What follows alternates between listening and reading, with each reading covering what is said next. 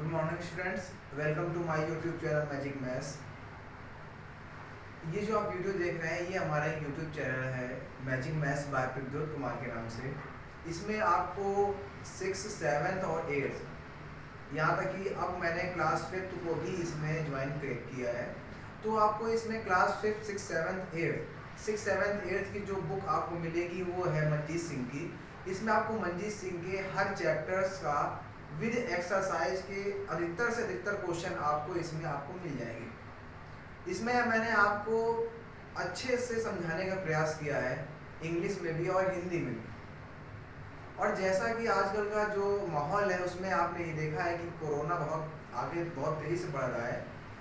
तो इसके लिए कुछ बच्चों ने मुझसे कहा है कि सर आप ऑनलाइन क्लासेस भी पढ़ाइए, हम उसमें क्लासेस लेना चाहते हैं। तो अगर आपको भी ऑनलाइन क्लासेस चाहिए तो आप मेरा एक व्हाट्सएप नंबर है, इस व्हाट्सएप नंबर में आप मुझको मैसेज कर दीजिए।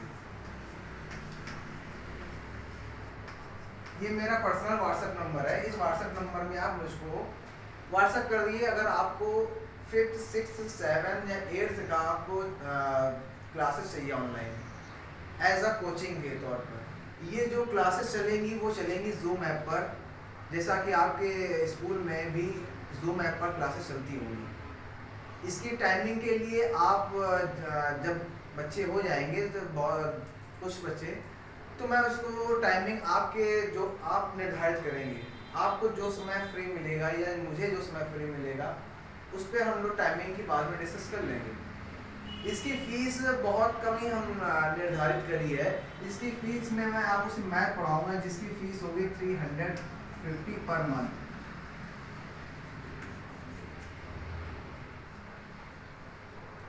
आप मुझे फीस ऑनलाइन पेमेंट कर सकते हैं। ऑनलाइन पेमेंट करने के बाद आप मेरे से ऑनलाइन क्लासेस पढ़ सकते हैं। और अगर कोई भी दिक्कत अगर आपको आती है तो आप मुझसे पूछ सकते हैं, कोई भी दिक्कत मुझे नहीं है। आज हम लोग का जो नया चैप्टर है जो हम लोग स्टार्ट करने वाले हैं वो है फ्रैक्शन एंड डेसिमल का। ये मैंने आपको जानकारी दे दी थी क्योंकि काफ़ी बच्चों का मैसेज आया है कि सर आप ऑनलाइन क्लासेस कोचिंग पढ़ाइए, हम लोग भी लेना चाहते हैं, हम लोग आपके इस एरिया के नहीं हैं, इसलिए मैंने ये नया चालू करा है ऑनलाइन क्लासेस कोचिंग के तौर पर। तो आप अगर इसमें ज्वाइन होना चाहते हैं तो आप मेरे व्हाट्सएप नंबर में आप मुझे मैसेज करें। चलिए अब जो हमारा नया चैप्टर है उसके बारे में हम लोग डिस्कस करते हैं, फ्रैक्शन एंड डेसिमल। ये है लेसन नंबर 2 है, क्लास 7 का है। जनरली आपने जो फ्रैक्शन पढ़ा है वो आप क्लास 6 में भी पढ़कर आ चुके हैं। क्लास 6 में भी आपने पढ़ा है कि फ्रैक्शन क्या होता है। तो इसमें मैं फ्रैक्शन के बारे में ज़्यादा डिस्कस नहीं करूँगा। मैं इसके आज जो क्योंकि फ्रैक्शन आप पहले क्लास 6 में पढ़ चुके हैं। अगर आपको फ्रैक्शन के बारे में बिल्कुल नहीं पता है तो आप क्लास 6 की वीडियो आप देख सकते हैं फ्रैक्शन की। वही चीज़ क्लास 7 में है, बस फर्क क्या है कि उसमें वर्ड प्रॉब्लम्स कुछ और थी, इसमें वर्ड प्रॉब्लम्स कुछ और है। और इसमें जो चैप्टर अलग से ऐड कर दिया गया है, वहाँ क्लास 6 में डेसिमल चैप्टर अलग है, लेकिन इसमें इन्होंने फ्रैक्शन और डेसिमल को कंबाइन कर दिया गया। तो पहला आपका फ्रैक्शन है, फिर इसके बाद आपका डेसिमल पार्ट इसी में आया है। तो फ्रैक्शन को हम लोग ज़्यादा न समझते हुए थोड़ा बहुत रिकॉर्डिंग कर लेते हैं। जैसे 5/8 ये फ्रैक्शन दिया हुआ है। इसमें सबसे पहले हम छोटी सी बात करते हैं कि न्यूमरेटर क्या होता है और डिनोमिनेटर क्या होता है। जो फ्रैक्शन की सबसे पहली चीज है, न्यूमरेटर और डिनोमिनेटर। अब ध्यान सुनिएगा, डिवाइड वाली लाइन के जो ऊपर लिखा होता है, ये डिवाइड की लाइन होती है। डिवाइड की लाइन के ऊपर जो लिखा होता है उसको बोलते हैं न्यूमरेटर। ये डिवाइड वाली लाइन के जो नीचे लिखा होता है इसको बोलते हैं डिनोमिनेटर। ये जब हम लोग न्यूमरेटर अपॉन डिनोमिनेटर लिख देते हैं तो जो पूरा कंबाइन होकर आता है वो कहलाता है हमारा फ्रैक्शन। ठीक, जिसमें न्यूमरेटर भी हो अपॉन डिनोमिनेटर भी हो, उसको बोलते हैं हम लोग फ्रैक्शन। ठीक है। अब फ्रैक्शन के भी कई पार्ट्स होते हैं, जैसे मैंने आपको बताया था प्रॉपर फ्रैक्शन, इम्प्रॉपर फ्रैक्शन और मिक्स्ड फ्रैक्शन। फिर इसमें भी कई पार्ट्स आ जाते हैं जैसे लाइक फ्रैक्शन, अनलाइक फ्रैक्शन। तो ये जो बाकी चीजें हैं ये आपको मेरे पुराने वाली वीडियो मतलब क्लास 6 में जो वीडियो पढ़े हैं इसमें आप फ्रैक्शन का जो फर्स्ट वीडियो है आप उसको आराम से देखिएगा। उसमें आपको सारी चीजें, सारी डेफिनेशन विद पूरा बिल्कुल डिफाइन करके मैंने उसमें बताया है, तो ये आप उसमें जान सकते हैं। अब हम लोग आज जो करने वाले हैं वो है फ्रैक्शन के वर्ड प्रॉब्लम। एक्सरसाइज है 7.1। एक्सरसाइज है हमारी 7.1। इसमें जो फर्स्ट क्वेश्चन है वो है आपका सिंपली ऐड या सिंपलीफाई करके दिया हुआ है।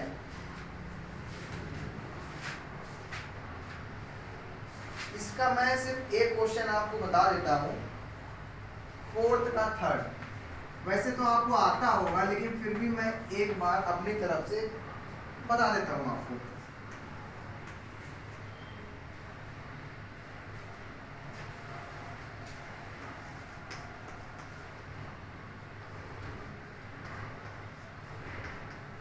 ये एक क्वेश्चन लिखा हुआ है, ये है क्वेश्चन नंबर 4 का थर्ड पार्ट है। ये दिया हुआ है, अगर आपने ध्यान से अगर कभी देखा हो तो इस चीज को हम लोग बोलते हैं मिक्स्ड फ्रैक्शन। अगर आपसे कोई पूछे कि ये किस तरीके का फ्रैक्शन है तो इसको आप बोलेंगे मिक्स्ड फ्रैक्शन। क्यों? मिक्स्ड फ्रैक्शन में मैंने आपको डेफिनेशन बताई थी, combination of whole number and proper fraction is known as a mixed fraction. Combination का मतलब आप लोग शायद समझते होंगे, फिर भी मैं बता देता हूँ। कॉम्बिनेशन का मतलब जैसे आप डेली लाइफ से मैं एग्जांपल लेता हूँ, जैसे आप चटनी बनाते हैं घर में, ऐसे मतलब कुछ भी बनाना होता है तो चटनी या मसाला पीसते हैं तो उसमें हम लोग क्या करते हैं, उसमें नमक भी डालते हैं, धनिया भी डालते हैं, मिर्चा भी डालते हैं, गरम मसाला भी डालते हैं अगर मसाला पीसना होगा। तो इसमें हमने क्या करा, 4 या 5 चीजें ली, उसको मिक्स करके जो बनाया उसको बोलते हैं कॉम्बिनेशन। ठीक, कंबाइन का मतलब होता है 2 या 2 से अधिक चीजों को उठाना और उनको एक साथ करके लिख देना या एक साथ लिख देना, उसको बोलते हैं कॉम्बिनेशन या कंबाइन। ठीक है ना? तो ऐसे ही मिक्स्ड फ्रैक्शन की जो डेफिनेशन है, मिक्स्ड फ्रैक्शन में हम 2 लोगों को लेते हैं, पहला होल नंबर, दूसरा प्रॉपर फ्रैक्शन। जब हम होल नंबर और प्रॉपर फ्रैक्शन को एक साथ लिख देते हैं तो वो बन जाता है हमारा क्या, मिक्स्ड फ्रैक्शन। अब इसमें आप कहेंगे कि इसमें होल नंबर क्या है, अगर आपको पता हो तो मैंने होल नंबर आपको सिखाए थे। होल नंबर क्या होते हैं, जो 0 से स्टार्ट होते हैं पूरी काउंटिंग। तो इसमें जो ये 1 है, ये जो 1 है ये है आपका होल नंबर। 1 क्या है, होल नंबर। और 3/8 किस तरीके का फ्रैक्शन है, प्रॉपर फ्रैक्शन। किस तरीके का फ्रैक्शन है, प्रॉपर फ्रैक्शन। अब इसके बारे में थोड़ा कुछ बता देता हूं मैं। प्रॉपर फ्रैक्शन का कहना है कि जिसमें न्यूमरेटर छोटा हो, डिनोमिनेटर बड़ा हो, उसको कहते हैं प्रॉपर फ्रैक्शन। फिर समझिए, ऐसा फ्रैक्शन जिसमें डिनोमिनेटर बड़ा हो, किससे, न्यूमरेटर से, तो उसको बोलते हैं प्रॉपर फ्रैक्शन। और जब होल नंबर और प्रॉपर फ्रैक्शन एक साथ आ जाए तो उसको बोलते हैं क्या, मिक्स्ड फ्रैक्शन। ये मैंने आपको सारी अधिकतर चीजें मैंने आपको बता दी हैं। अब चलिए हम लोग इसको सॉल्व करते हैं। देखिए ये थोड़ा सा भी अटपटा लग रहा है, कुछ अलग सा लग रहा है ना, इसको सबसे पहले हम लोग चेंज करते हैं। ठीक, चलिए देखिए इन दोनों जैसा मैं कर रहा हूं ऐसा ही आपको कॉपी करना है, तभी आप इसको समझ सकते हैं। इन दोनों के बीच में मल्टीप्लाई, जो आया उसको ऊपर वाले के साथ ऐड कर देना सभी में। इन दोनों के बीच में मल्टीप्लाई, जो आए ऊपर वाले के साथ ऐड, मल्टीप्लाई ऐड। चलिए सॉल्व करते हैं। 8 का मल्टीप्लाई 1 में करेंगे कितना आएगा, 8।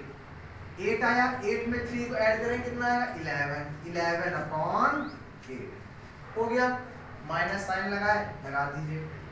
6 का मल्टीप्लाई 2 में करेंगे कितना आएगा, 12। 12 में 1 ऐड करेंगे कितना आएगा, 13। 13/6 ऐड साइन लगाए, लगा दीजिए। 5 में 3 का मल्टीप्लाई करेंगे कितना आएगा, 15। 15 में 2 ऐड करेंगे कितना आएगा, 17/5। ये देखिए, ये हमने क्या करा, मिक्स्ड फ्रैक्शन को चेंज करा। और एक बात हमेशा याद रखिएगा, जब भी आप मिक्स्ड फ्रैक्शन को चेंज करेंगे तो जो आंसर आएगा वो एक इम्प्रॉपर फ्रैक्शन होगा। ये कंफर्म है कि अगर हम किसी मिक्स्ड फ्रैक्शन को सॉल्व करते हैं तो जो आंसर आता है वो एक इम्प्रॉपर फ्रैक्शन होता है। अब बात ये आती है कि इम्प्रॉपर फ्रैक्शन होता क्या, जिसमें न्यूमरेटर बड़ा हो डिनोमिनेटर छोटा हो उसको बोलते हैं इम्प्रॉपर। जैसे देखिए यहाँ पे न्यूमरेटर बड़ा है ना डिनोमिनेटर से, तो इसको बोलेंगे इम्प्रॉपर। और प्रॉपर में जस्ट उल्टा आता है। ठीक, ये चीज आप याद रखिएगा, आप दोनों को मत याद रखिएगा, आप एक को याद रखिएगा, या प्रॉपर याद कर लो या तो इम्प्रॉपर याद कर लो, और दूसरे में उसी का उल्टा कर देना तो वो अलग दूसरा बन जाएगा। ठीक, ये आ गया। अब इसमें आपको देख रहे हैं कि हम तो यार इसमें एक जगह माइनस लगा है, एक जगह प्लस लगा हुआ है। और मैंने आपको बताया था क्लास 6 में कि फ्रैक्शंस को ऐड सब्ट्रैक्ट हम तब कर सकते हैं जब सभी के डिनोमिनेटर सेम हो या इक्वल हो। फिर सुनिएगा, फ्रैक्शंस का ऐड या सब्ट्रैक्ट हम तब तक नहीं करेंगे जब तक कि ये डिनोमिनेटर्स इक्वल ना हो जाए। अब यहाँ पर आपने देखा, अरे यहाँ तो डिनोमिनेटर सबके अलग अलग है, किसी का 8 है, किसी का 6 है, किसी का 5 है। तो सबसे पहले हमें क्या करना पड़ेगा, इन डिनोमिनेटर्स को इक्वल करना पड़ेगा। और डिनोमिनेटर को इक्वल करने का सबसे अच्छा तरीका, बेस्ट तरीका क्या है, डिनोमिनेटर्स का एलसीएम। तो यहाँ डिनोमिनेटर का एलसीएम ले लीजिए, 8 6 5, देखिए 4 3 5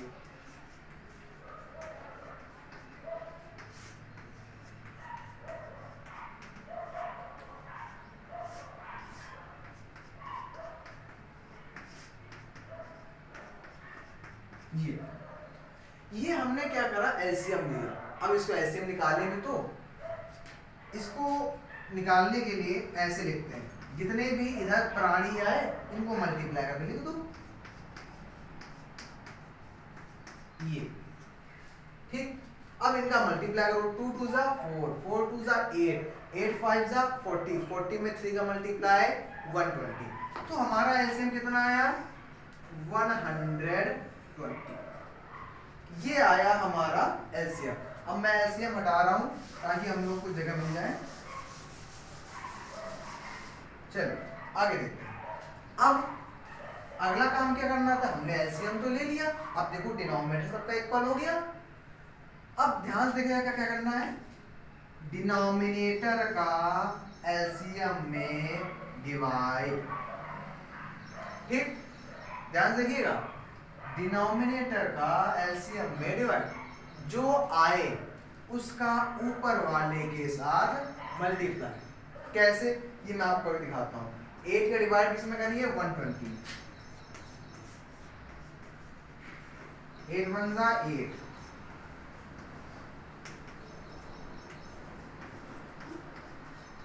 कितना आया 15। यहां पर आपका क्वोटेंट जो भी आए, क्वोटेंट जिसे हिंदी में कहते हैं भागफल, इसका ऊपर वाले के साथ मल्टीप्लाई। ये देखिए मैंने कितनी बढ़िया डिजाइन बनाई है, डिनोमिनेटर का एलसीएम में डिवाइड, जो क्वोटेंट आया या जो भागफल आया उसका ऊपर वाले के साथ मल्टीप्लाई।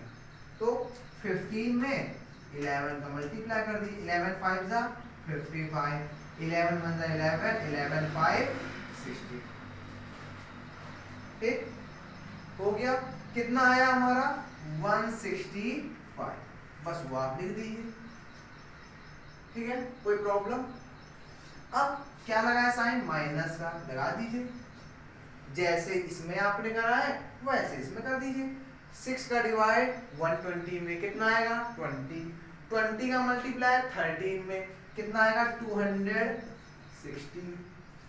हो गया, आगे किसका साइन लगाया, प्लस का, प्लस साइन आप भी लगा दीजिए। 5 का डिवाइड किसमें करिए, 120 में, 5 का डिवाइड किसमें करिए 120 में, आया कितना 24, 24 का मल्टीप्लाई किसमें कर दीजिए 17 में।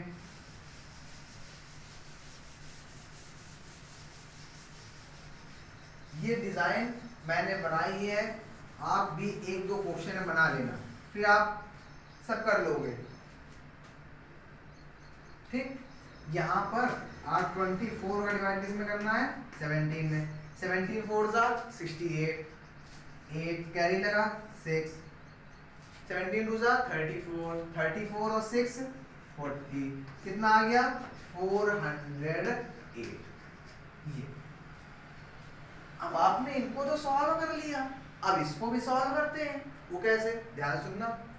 जब किसी क्वेश्चन में बहुत सारे नंबर प्लस के हो, बहुत सारे नंबर माइनस के हो, तब हम लोग क्या करते हैं, प्लस प्लस वालों को अलग ऐड करते हैं, माइनस माइनस वालों को अलग ऐड करते हैं। फिर सुनिएगा, जब किसी क्वेश्चन में बहुत सारे नंबर प्लस या माइनस के हों, तब हम लोग प्लस प्लस वालों को अलग ऐड कर लेते हैं और आंसर में लगा देते हैं प्लस, माइनस माइनस वालों को अलग ऐड करते हैं और आंसर में लगा देते हैं क्या, माइनस। अब आप यहाँ पे ध्यान से देखो तो ये प्लस का है और ये प्लस का है।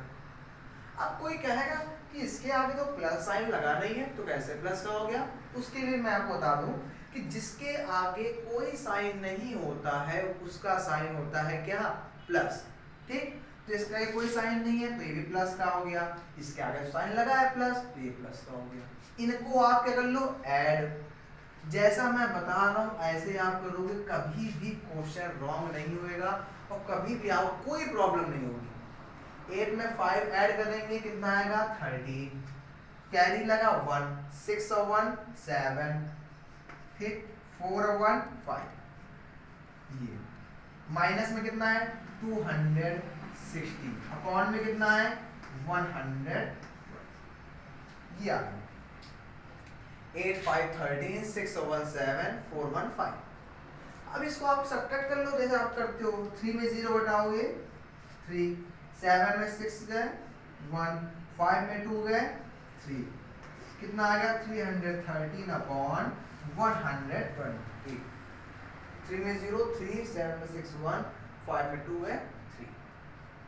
इस तरीके से आप किसी भी फ्रैक्शन के ऐड या किसी भी फ्रैक्शन के सब्ट्रैक्ट कितना भी लेंदी हो उसको आप आसानी से सॉल्व कर सकते हैं। बस ध्यान ये रखिएगा, अगर वो मिक्स्ड फ्रैक्शन में तो सबसे पहले चेंज करना है, फिर सभी के डिनोमिनेटर सेम करने के लिए एलसीएम लेना है, फिर जैसे आप सॉल्व करते हो वैसे सॉल्व कर देना। इसको आप नोट डाउन करिए। इसके बाद हम लोग करते हैं सीधे वर्ड्स प्रॉब्लम।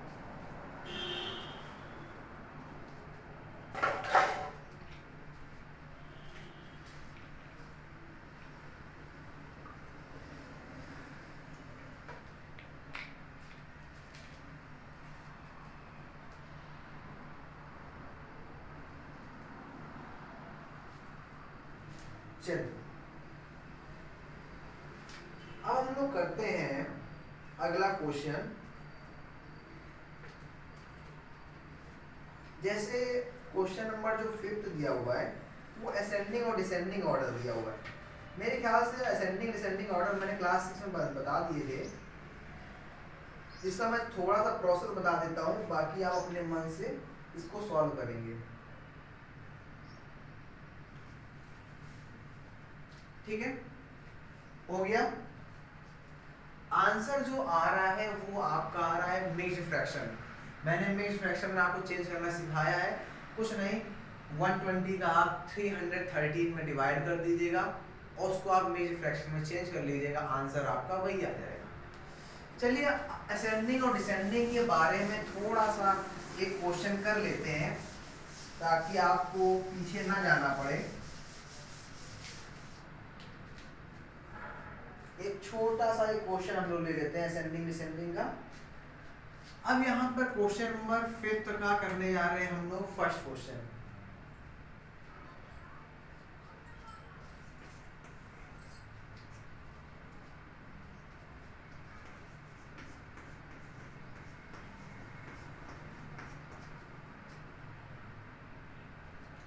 ये क्वेश्चन लिखा हुआ है और हेडिंग है कि right in ascending order. Ascending order का मतलब आपको पता ही होगा, छोटे से बढ़ते हुए क्रम में लिखना। पहले सबसे छोटा, फिर बड़ा, फिर उससे बड़ा, फिर उससे बड़ा, इसे कहते हैं असेंडिंग ऑर्डर। और इसी का जस्ट उल्टा कर दें, बड़े से छोटा तो उसको बोलते हैं हम लोग डिसेंडिंग ऑर्डर। तो आप ये समझिए, आप तब तक किसी फ्रैक्शन को छोटा या बड़ा तब तक नहीं बता सकते हैं जब तक कि उसमें डिनोमिनेटर सबके सेम ना हो। अगर डिनोमिनेटर सेम है तो आप न्यूमरेटर को देखकर बता सकते हो कि ये छोटा है या ये बड़ा है, लेकिन उसके लिए आपका जितने भी वहां पे लोग हैं सभी के डिनोमिनेटर इक्वल होने चाहिए। अब जैसे हमें इसको असेंडिंग ऑर्डर में लिखना है तो हमें सबसे छोटा देखना है। और छोटा हम लोग कैसे देखेंगे भैया, यहाँ तो सबके डिनोमिनेटर अलग अलग है, तो पहला काम क्या, सबके डिनोमिनेटर सेम कर लो भैया। देखते हैं सेम करने के लिए एलसीएम, चलो भैया एलसीएम लेते हैं। 2 4 जा 8, 5 7 5, 2 5 7 5।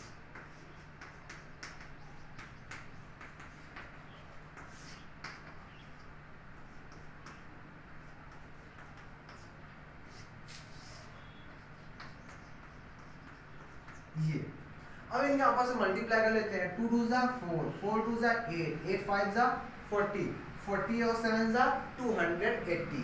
एलसीएम कितना आया 280। अब वही अपना पुराना तरीका, डिनोमिनेटर का एलसीएम में डिवाइड, वही पुराना तरीका। बस यहाँ पर देखो कहीं बीच प्लस माइनस लगे नहीं लगे, क्या लगे हैं कॉमा, तो आप भी कॉमा लगा दो। ठीक, तो 8 का डिवाइड कितने में करेंगे 280 में, कितना आएगा 8 से 24, 8 में 4 गया 4, कितना आएगा 35, कितना आएगा 35, 35 बन जा 35, कॉमा लगा है कॉमा आज भी लगा दो।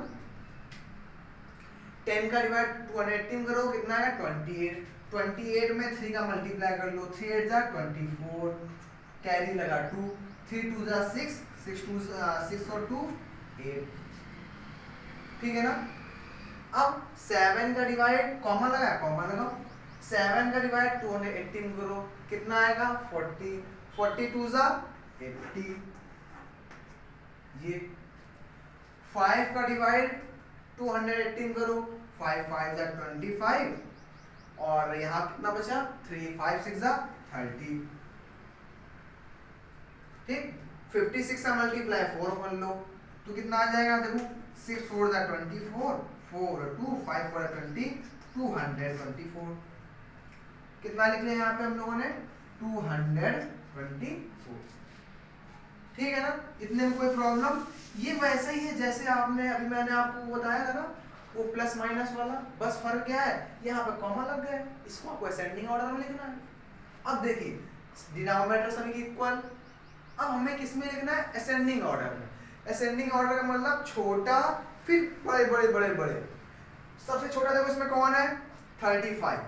अब 35 का जो 35 में जो पिताश्री है वो कौन है 1/8, तो सबसे छोटा कौन हुआ 1/8, 1/8 वैसे लिख दो, ठीक।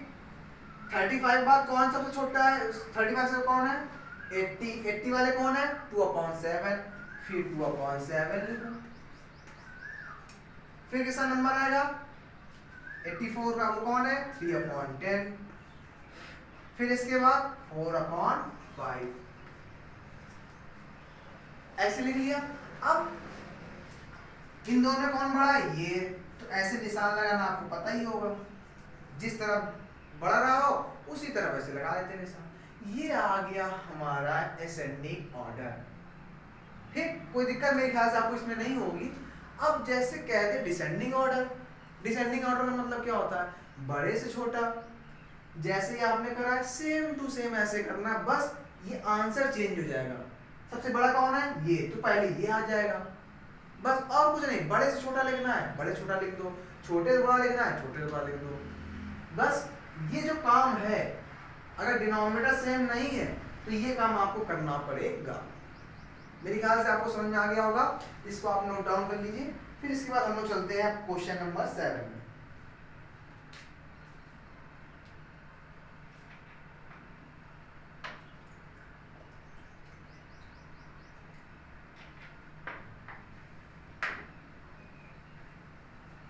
चलिए हम लोग आते हैं क्वेश्चन नंबर 7 में, वर्ल्ड प्रॉब्लम, जिसके लिए आप भी इंतजार कर रहे होंगे और मैं भी बहुत इंतजार कर रहा था। चलिए आते हैं क्वेश्चन नंबर 7 में। क्वेश्चन क्या है? ठीक,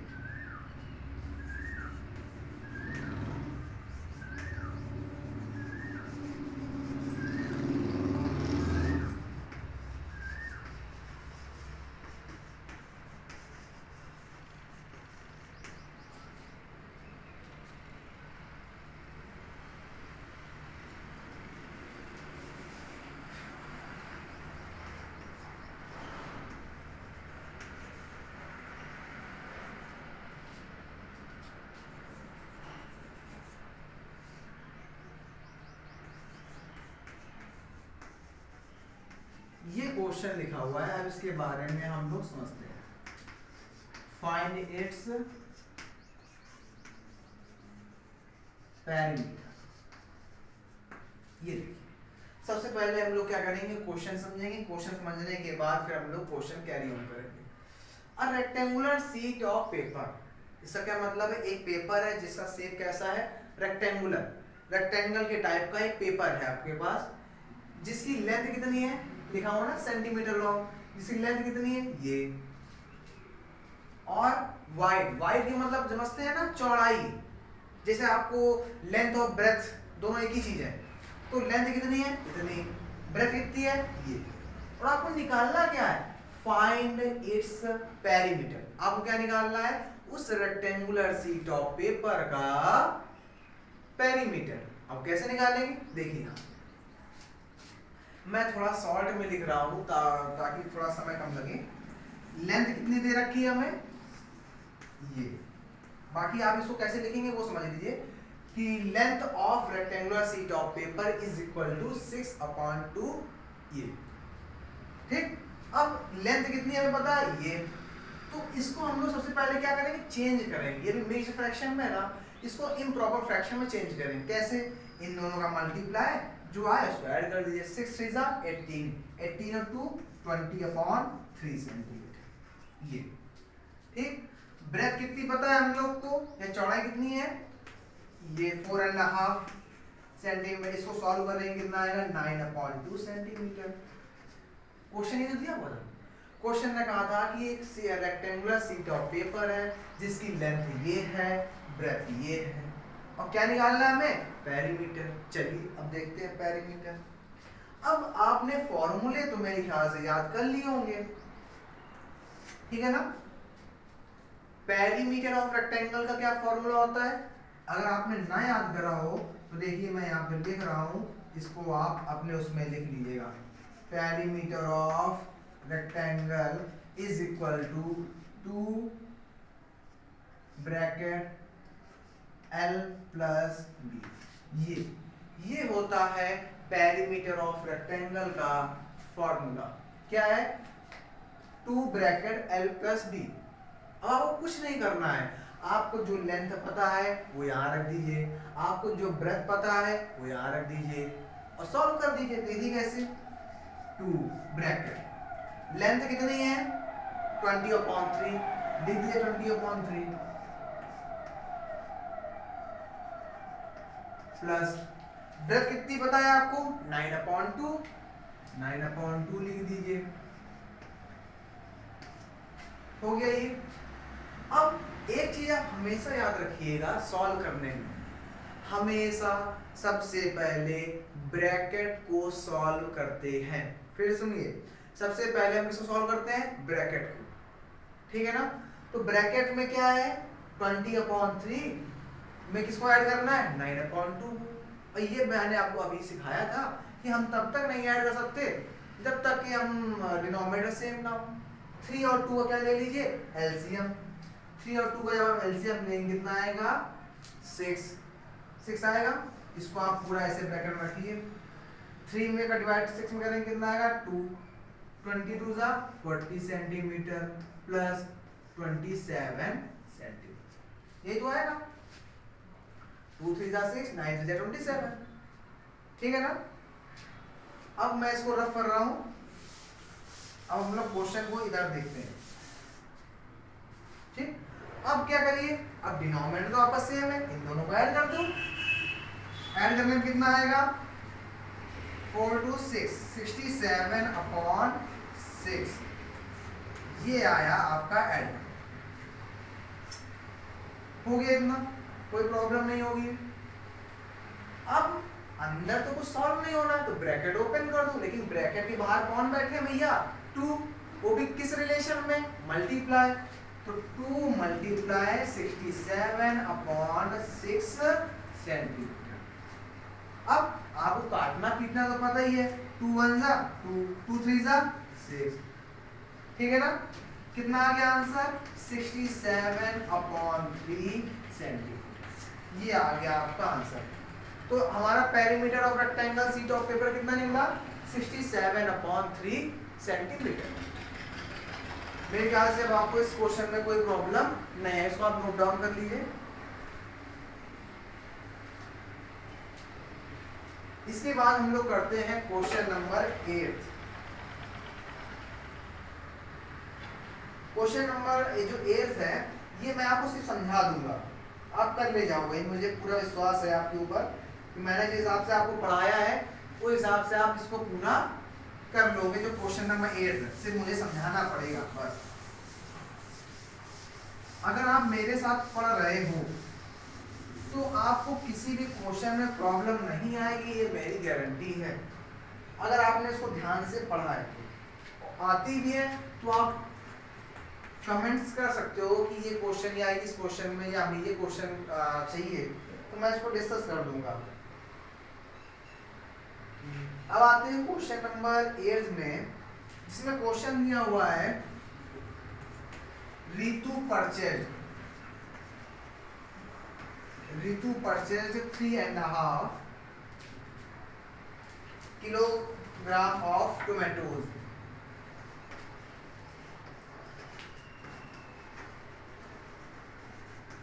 मैं थोड़ा शॉर्ट में लिखने का चालू कर रहा हूं।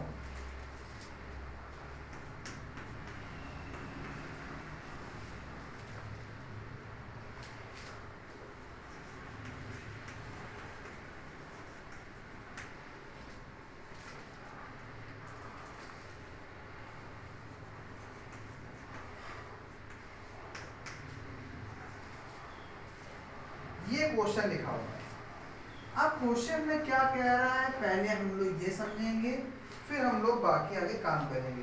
जैसे मैंने बहुत सारे बच्चों को देखा है वो क्या करते हैं क्वेश्चन को रटते हैं, और छोटी क्लास में तो चलो ठीक है आपने रट लिया, आपकी बुक से क्वेश्चन दे दिया गया, आप बड़े खुश हो गए, आपने कर लिया।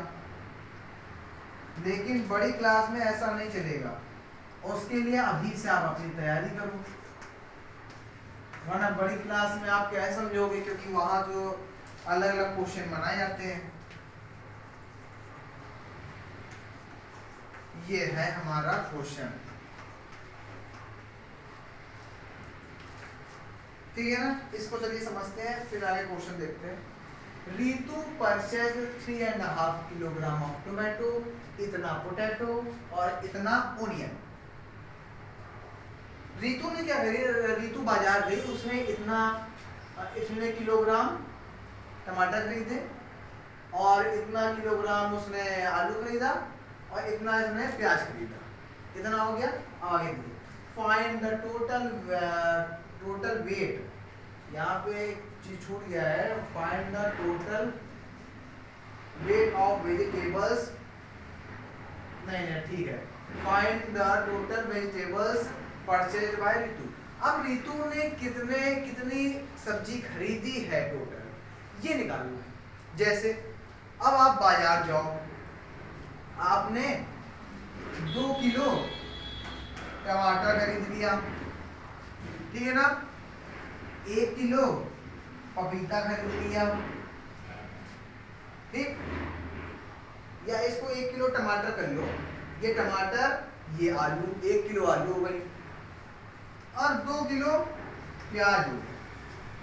अब मम्मी ने कहा कि बेटा बाजार से आ गए? हाँ मम्मी आ गए। ये बताओ बेटा तुम कितने किलो सब्जी खरीद कर लाए हो? बताओ कितने किलो खरीद कर लाए हो? 2 और 1 3 3 और 2 5। मम्मी से कितना बोलोगे, मम्मी हम 5 किलो सब्जी खरीद कर लाए। सेम टू सेम क्वेश्चन यहाँ पर है।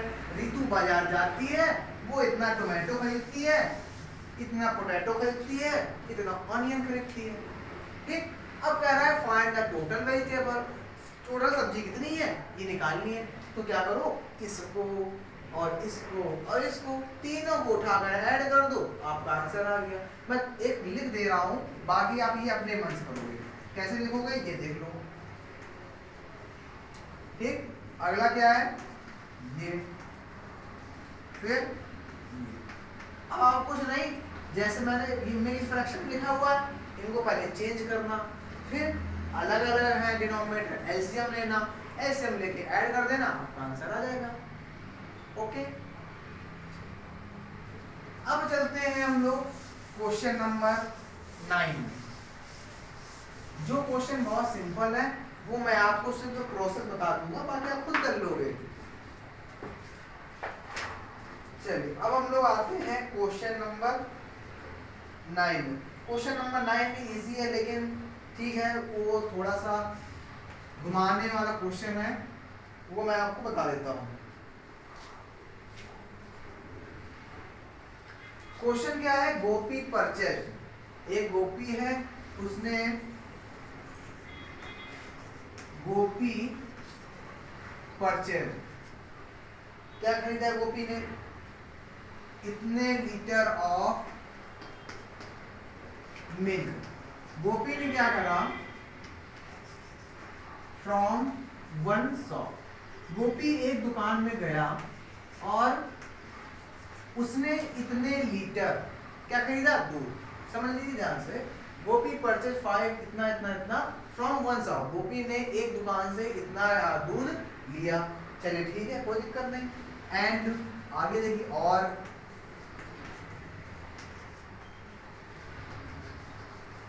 अब उसने फिर से इतने लीटर दूध खरीदा, कहां से, फ्रॉम अदर शॉप।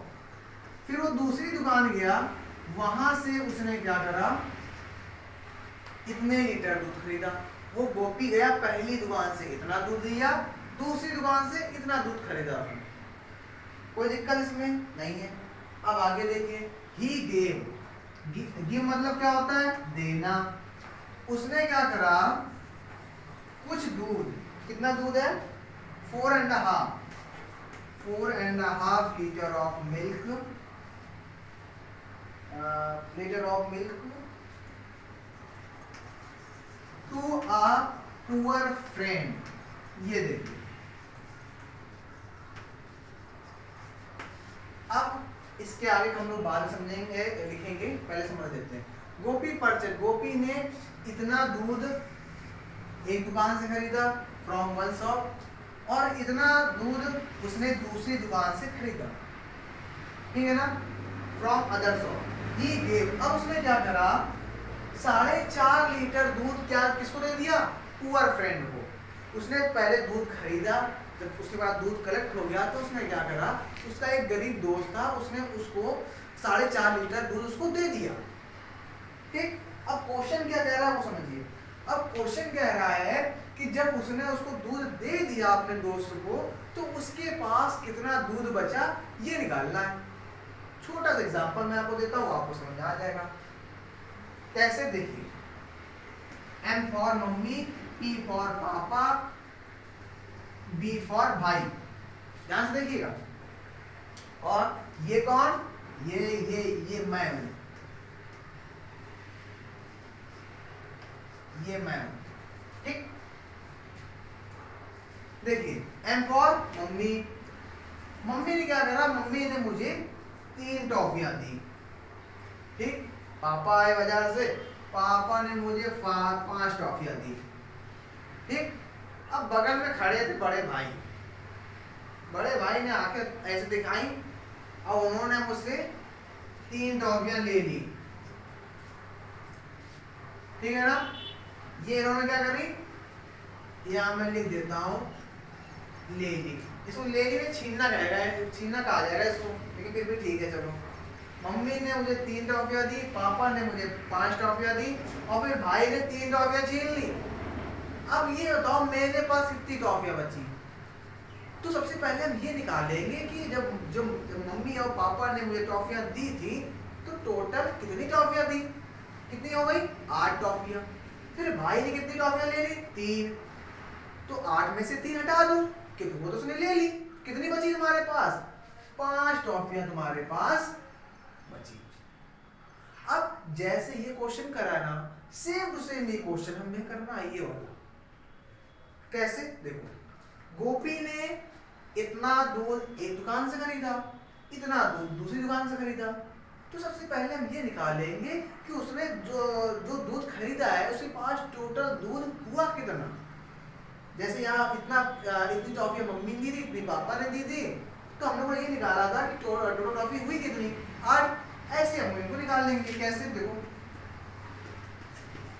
चलिए डायरेक्ट करते हैं हम लोग। इनको चेंज करो 6 5 दा 30, 30 और 1 31 अपॉन 6 प्लस 3 2 दा 6, 6 और 1 7 अपॉन 3। ये एक दुकान से दूध खरीदा है, ये दूसरी दुकान से खरीदा है। तो एलसीएम लो, एलसीएम कितना आएगा 6 31 ये आ गया 14, 3 2 दा 6 2 7 दा 14 कितना आ जाएगा 4 और 1 5 3 और 1 4 45 अपॉन 6 लीटर। मतलब गोपी ने जो एक दुकान से दूध खरीदा था और जो दूसरी दुकान से दूध खरीदा तो टोटल उसके पास कितना दूध हो गया 45 अपॉन 6 लीटर। मतलब उसके पास इतना दूध हो गया। अब टोटल टॉफी हमारे पास कितनी हो गई थी 8। अब बड़े भाई खड़े थे उन्होंने ऐसे आगे घुमाई तो उन्होंने 3 टॉफियां छीन ली। तो कितनी बची हमारे पास 5। क्या करा टोटल से 3 टॉफियां घटा दी तो निकल आई हमारे पास कितनी टॉफियां हैं।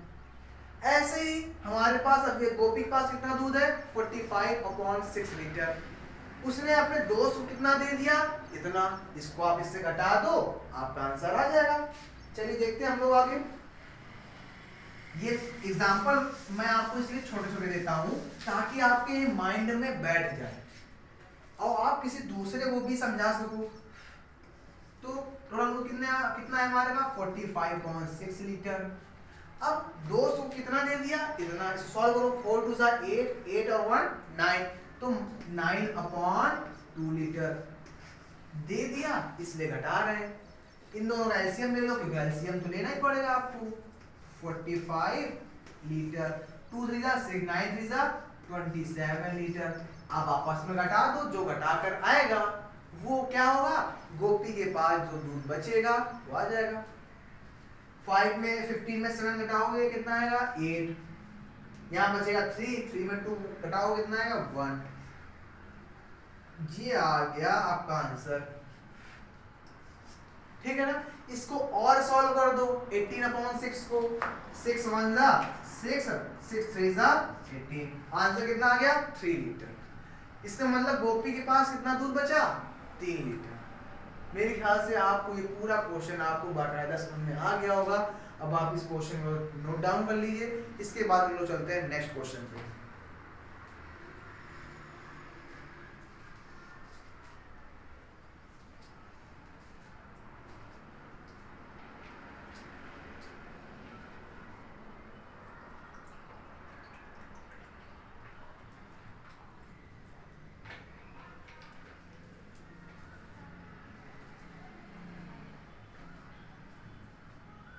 चलिए जो क्वेश्चन नंबर 10 है उसको भी मैं सिर्फ समझाऊंगा बाकी आप अपने मन से कर लोगे। छोटा सा क्वेश्चन है बहुत सिंपल सा है वो आप अपने मन से कर लोगे ये मुझे पता। बस थोड़ा सा मैं उसको समझा देता हूँ। क्वेश्चन नंबर 10 का फर्स्ट पार्ट है। इसमें लिखा हुआ सब्ट्रैक्ट 2 अपॉन 7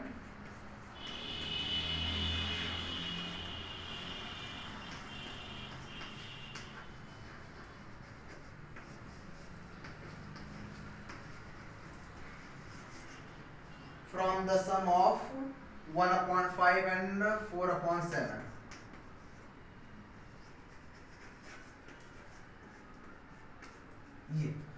क्वेश्चन समझिए, क्वेश्चन क्या कह रहा है, इसके बाद हम लोग अपना काम करते हैं।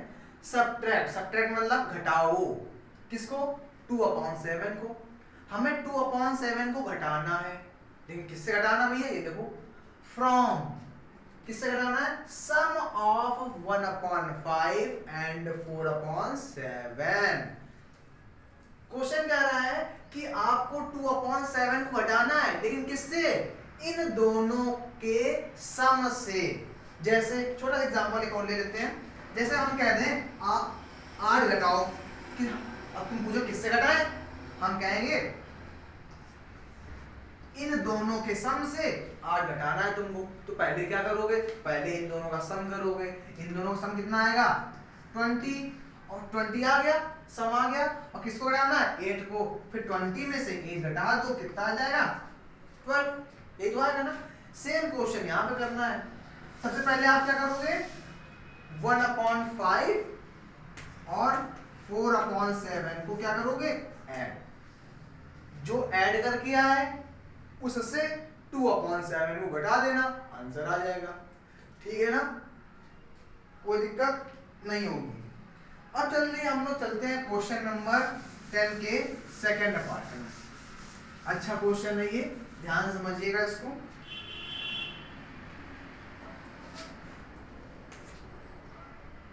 What should be added? आप ये समझिए, कभी भी अगर आप मेरे साथ पढ़ रहे हैं तो कभी भी क्वेश्चन में घबराइएगा नहीं, हम आपको घबराने नहीं देंगे। कभी भी क्वेश्चन से डरिएगा नहीं, और एक चीज हमेशा याद रखिएगा, जितना बड़ा क्वेश्चन होता है या जितना लेंथी क्वेश्चन होता है, अगर वो आपको अच्छे से समझ में आता है तो जब आप उसको लगाओगे तो आपको भी लगेगा कि अरे मैंने इतना बड़ा क्वेश्चन लगा लिया। और वो जितना बड़ा क्वेश्चन हो उतना ही सरल होता है, इसलिए घबराना नहीं कभी भी ऐसे क्वेश्चन को देखकर कि अरे ये मुझे कैसे आएगा। अरे सब आएगा, क्यों नहीं आएगा?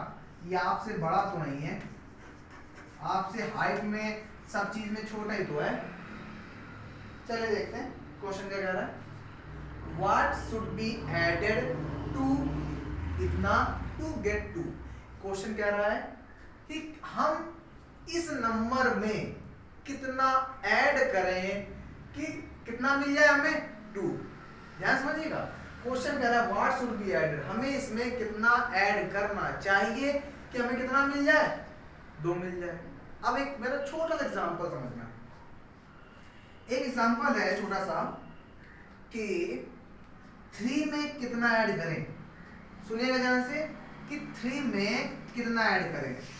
देखो मैंने गोला बना दिया, 3 में कितना ऐड करें कि 5 मिल जाए। बताओ 3 में कितना ऐड करें कि 5 मिल जाए। जैसे ये क्वेश्चन है, क्वेश्चन कह रहा है हम इसमें कितना ऐड करें कि कितना मिल जाए? 2। गेट का मतलब क्या होता है? प्राप्त होना या मिलना। गेट का मतलब होता है प्राप्त होना या मिलना। तो आप क्या करोगे? आप 5 में से 3 घटा दोगे और बोलोगे 2 को अगर हम 3 में ऐड करें तो हमें 5 मिल जाए। ये तो करोगे। फिर समझ लो क्वेश्चन मैंने क्या कहा कि 3 में कितना ऐड करेंगे 5 मिल जाए। तो आपने क्या करा? 5 में से 3 घटाया, कितना आया? 2। आप बोलोगे सर 2 को ऐड करें 5 मिल जाएगा हमें। यही तो होगा ना। सेम टू सेम जो आपने यहाँ पे करा वही आपको यहाँ करना है। हमने क्या करा? जितना क्वेश्चन कह रहा है मिल जाए उसको यहाँ रखो और उससे घटा दो। जैसे इससे कर रहा है वैसे इसको करेंगे। क्या देखो, हमें इसमें ऐड करना है कितना मिल जाए? 2। जो मिल गया उसको पहले रख लो, ठीक, और घटा दो किसको? इसको। इसको सॉल्व कर लो। 7 9 7, 7 और 5 12, 12/7। अब इसको सॉल्व करने के ध्यान से देखो। अब आप कहोगे अरे यार इसको कैसे सॉल्व करें, इसके नीचे तो कुछ है नहीं। कोई बात नहीं, ये लो, हो गया। अब तो हो गया न्यूमरेटर अपॉन डिनोमिनेटर। 2/1 को आप 2 भी लिख सकते हैं और 2 को 2/1 भी लिख सकते हैं। लेकिन दूसरी चीज देखिएगा, आप 2 को 1/2 कभी नहीं लिख सकते। क्यों? 1/2 क्या हो गया? हाफ। ना आप 1/2 को 2 लिख सकते हो ना 2 को 1/, ये गलत है, ये सही है। आप 2 को 2/1 लिख सकते हो या 2/1 को 2 लिख सकते हो, लेकिन ये आप नहीं करोगे। ठीक, तो यहाँ पर हमने क्या करा, 2 को 2/1 लिख लिया, चीज वही है। एलसीएम ले लो, 7 और 1 का एलसीएम 7, 7 2 जा 14 माइनस 7 का डिवाइड 7 में करो कितना आएगा 1, 1 का मल्टीप्लाई 12 में करो कितना आएगा 12। अब 14 में 12 घटा दो कितना आ गया 2/7। ये आया आपका आंसर। ये क्या आया आपका आंसर। क्या 2/7 को अगर हम इसमें ऐड कर दें तो हमें 2 मिल जाएगा। अब आप सोच रहे होंगे इसको चेक भी कर लेते हैं, चलो देखते हैं। ये ऐसे आप निकाल लोगे, ये निकालने का तरीका। अब हम क्या करने जा रहे हैं वो देखो। अब हम करने जा रहे हैं अपने आंसर को चेक। कैसे चेक करेंगे ये देखो, मैं आपको बताता हूं। कुछ नहीं, क्वेश्चन क्या कह रहा था कि हम इसमें कितना ऐड करें। आपने कितना निकाला 2/7। अब ऐड करके देखो भैया, इसमें ऐड करो कितना कितना 12/7। 12/7 में कितना ऐड करो 2/7। डिनोमिनेटर तो दोनों के सेम है, एलसीएम तो लेना नहीं पड़ेगा। जब सेम है तो एलसीएम क्यों लोगे। तो न्यूमरेटर को ऐड कर लो, 12 में 2 ऐड करो कितना आएगा 14। 14 अपॉन में कितना है 7। ठीक, 7 1 जा 7, 7 2 जा 14। देखो 2 मिल रहा है कि नहीं मिल रहा है, ये देखो 2। तो इस तरीके से हम अपने आंसर को चेक भी कर सकते हैं। फिर से एक बार क्वेश्चन समझ लेते हैं, क्योंकि क्वेश्चन बहुत ही, अगर आप अभी और आगे जाओगे तो ऐसे ही क्वेश्चन आपको मिलने वाले। और ऐसे क्वेश्चन हम लोग करते क्या है, एक छोटा सा एग्जांपल बना लेते हैं। What should be added to, इतना कि हम इसमें कितना ऐड करें कि हमें इतना मिल जाए। तो जो मिल जाए उसको पहले रखो, उसको घटा दो, कितना आया 2/7। तो इसका मतलब आंसर क्या हो गया कि हम 2/7 को अगर इसमें ऐड करेंगे तो कितना मिल जाएगा हमें 2। तो उसको हमने आंसर को अपने चेक करने के लिए कि हमारा आंसर सही है या नहीं सही है, ये हमने ऐड करके देखा तो 2 मिल गया, इसका मतलब हमारा आंसर सही है। चलिए अब हम लोग करते हैं क्वेश्चन नंबर 10 का थर्ड पार्ट। चलिए अब हम लोग करते हैं क्वेश्चन नंबर 10 का third part, last question of this exercise. ये भी बहुत अच्छा क्वेश्चन है, थोड़ा सा बस इसको उसमें दे दिया गया है। मोहन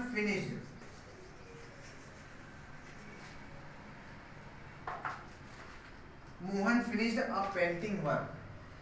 फिनिश का मतलब क्या होता है, समाप्त करना। मोहन फिनिश्ड अ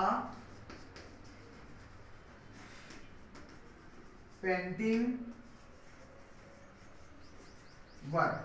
मोहन एक कोई पेंटिंग वर्क कर रहा है और उसको कितनी देर में खत्म करता है 8/50 आवर्स। मतलब मोहन ने क्या करा, एक पेंटिंग बनाई उसने, और उसने जो काम खत्म करा है वो कितनी देर में करा है 8/15 आवर्स में। चलो आगे देखते हैं। और उसी जगह दूसरा बच्चा है राम। राम ने भी यही पेंटिंग बनाने का काम कर रहा है जो मोहन कर रहा है। उसने कितनी देर में खत्म करा, अब देखो मैं इतना लिख नहीं रहा हूं, मैं डॉटेड डॉटेड कर दे रहा हूं, सेम वही है। उसने कितनी देर में खत्म करा 3/5 आवर्स में। 3/5 आवर। जो पेंटिंग मोहन बना रहा था वही पेंटिंग राम बना रहा है। मोहन ने खत्म करा 8/15 आवर्स में, राम ने खत्म करा 3/5 आवर्स में। अब क्वेश्चन क्या कह रहा है, ये देखो, हु वर्कड लॉन्गर। क्वेश्चन कह रहा है इन दोनों में किसने सबसे ज्यादा देर काम करा। Who worked longer. क्वेश्चन क्या कह रहा है कि इन दोनों राम मोहन में सबसे ज्यादा देर किसने काम करा। ठीक, और दूसरा क्या है कितनी देर करा ये भी निकालना है। अब एक क्वेश्चन ले लेते हैं, छोटा सा एग्जांपल। दो बच्चे हैं, ठीक है ना, इन दोनों को होमवर्क दिया गया कि स्कूल से होमवर्क मिला और कहा करो। इसने अपना होमवर्क 6 घंटे में खत्म कर लिया, रात पूरा दिन भर से पढ़ा 6 घंटे लगातार ना। इसने अपना वर्क 3 घंटे में खत्म कर दिया, ठीक है ना। अब ये बताओ कि इन दोनों में से सबसे ज्यादा देर किसने काम करा? इसने, ठीक। अगर मैं आपसे ये भी पूछूं कि इसने इस लड़के से कितनी देर तक काम करा, तो क्या करोगे? 6 में 3 घटा दोगे, कितना आएगा? 3। तो क्या निकल आएगा कि इस लड़के ने इससे 3 घंटे ज्यादा काम करा। समझ में आ गया? चलिए अब हम लोग करते हैं अपना क्वेश्चन। अब हम लोग क्या करते हैं? अपना क्वेश्चन। क्वेश्चन कह रहा मोहन ने इतना और राम ने इतना। सबसे पहले हम क्या करेंगे, 8/15 को ऐसे लिखेंगे और राम ने कितना करा? 3/5। तो सबसे पहले हम लोग क्या करना है, ये निकालना है कि इन दोनों में सबसे ज्यादा देर किसने काम करा। अब वो कैसे पता चलेगा? इन लोग के डिनोमिनेटर तो अलग अलग है। पहले अभी लगा लो क्या इनके बीच में, कॉमा, ठीक। एलसीएम ले लो, कितना? 15, इसका 8, 5 3 15, 3 3 9। तो डिनोमिनेटर सेम है, किसका न्यूमरेटर बड़ा है? 9 का। और 9 वाला है कौन? 3/5। और 3/5 कौन है? राम। तो इसका मतलब सबसे ज्यादा देर किसने काम करा? राम ने, ठीक है ना। देखो कोई दिक्कत इसमें? हमने क्या करा, डिनोमिनेटर अलग अलग थे तो हमने सबसे पहले ये डिनोमिनेटर इक्वल करे और फिर ये देखा किसका न्यूमरेटर बड़ा है। तो पता चला अरे ये तो 3/5 का न्यूमरेटर बड़ा है और 3/5 वाला है कौन? राम। और क्वेश्चन ये कह रहा था किसने सबसे ज्यादा देर काम करा, तो आप आंसर क्या लिखोगे? Ram worked longer. हो गया पहला आंसर। अगला क्वेश्चन, अगला इसी में आगे क्या है? अगला इसी में है कि by what fraction was it longer, मतलब उसने कितनी ज्यादा देर काम करा। तो बड़ा कौन था? मोहन। मोहन बड़ा था ना? नहीं, राम बड़ा था। राम ने ज्यादा देर काम करा था। तो बड़ा कौन था? राम। तो राम वाले को पहले लिखो, क्योंकि आपको ये पता है कि हम लोग बड़े में से छोटा ही घटाते हैं। तो बड़ा कौन था? 3/5 वाला। छोटा कौन था? 8/15। इससे इसको घटा दो तो ये निकल आया कि राम ने मोहन से कितनी ज्यादा देर काम करा। एलसीएम वाइज सेम, यहाँ 9 - 8 कितना आंसर आ गया? 1/15 आवर्स। ये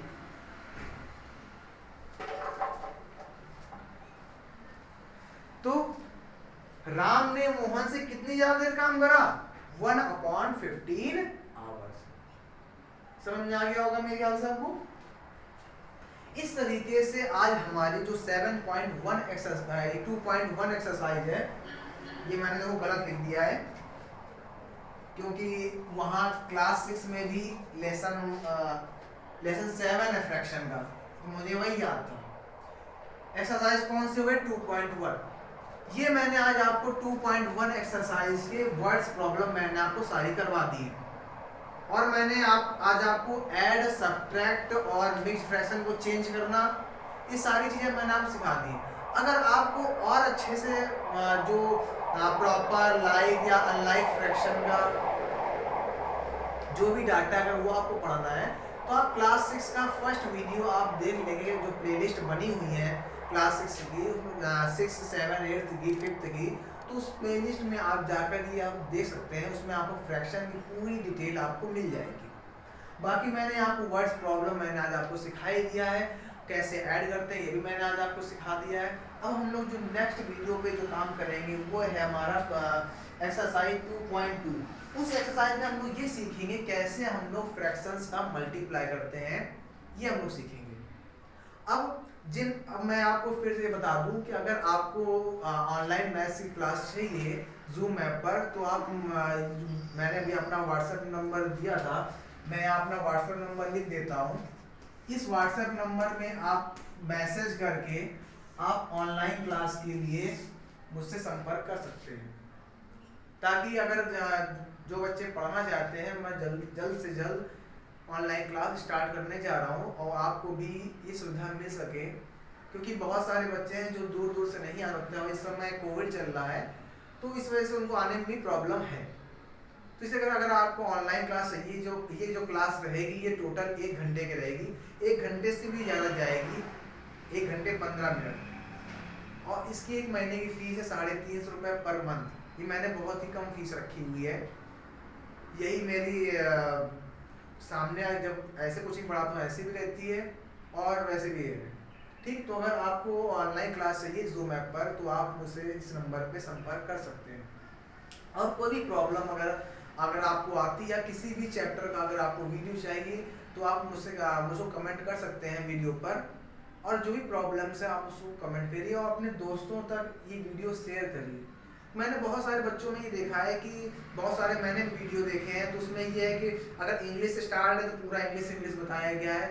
मैं आपको समझाने की कोशिश करता हूँ कि आपके दिमाग में वो बैठ जाए कि कैसा भी क्वेश्चन है वो आप उसको कर सकें। जरूरी नहीं कि आपसे मंजीत सिंह के ही क्वेश्चन को कर सकें कि मंजीत सिंह का ये क्वेश्चन आया तो ये हम कर पाएंगे, ऐसा नहीं।